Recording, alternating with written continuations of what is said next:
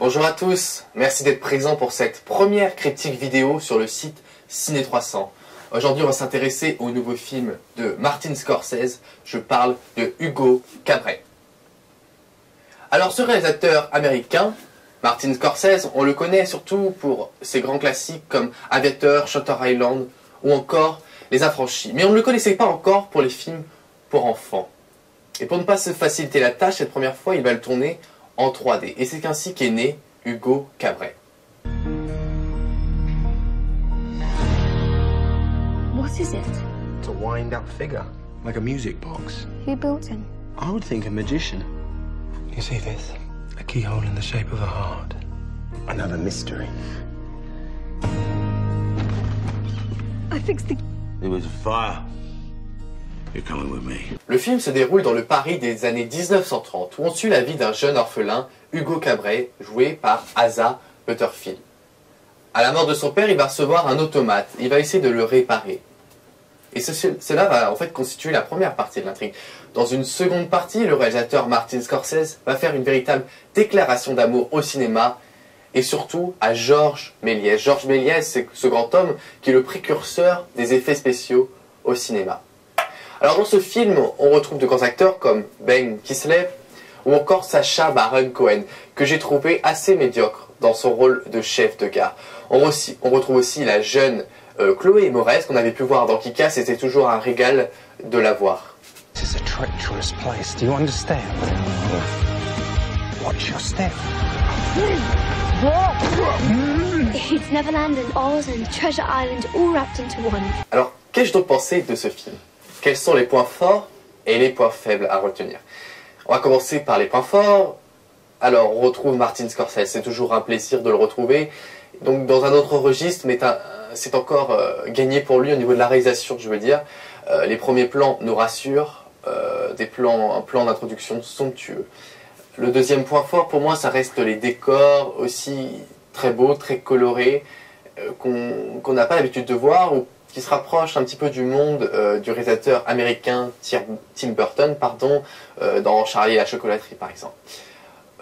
Le troisième point fort pour moi, ça reste quand même l'hommage à Georges Méliès, j'en ai déjà parlé, mais le thème est assez intéressant pour tout fan de cinéma, et c'est vrai que pour les enfants, leur faire connaître ce grand homme, ce n'est pas plus mal, et on remercie Scorsese pour cela.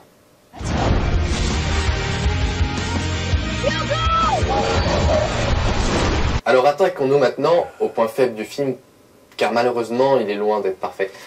Alors ce qu'on peut pour moi lui reprocher au plus, c'est son manque de rythme, ou plutôt son rythme constant qui est toujours le même. On attendrait ce petit moment qui ferait que l'histoire décolle vraiment, et ce qui fait qu'on accroche vraiment à un film. Et là, je dois dire qu'on s'ennuie malheureusement un petit peu, et j'ai peur que les enfants sortent de la salle aussi un petit peu ennuyés et ayant trouvé ça un petit peu trop long.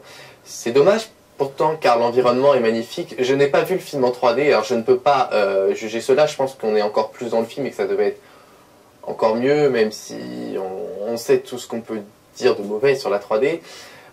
Ça avait l'air d'être fait correctement, mais voilà, ce que je lui reproche, c'est vraiment au niveau de son rythme, 2h15 à peu près, je crois, qui ne passe pas très vite. Voilà.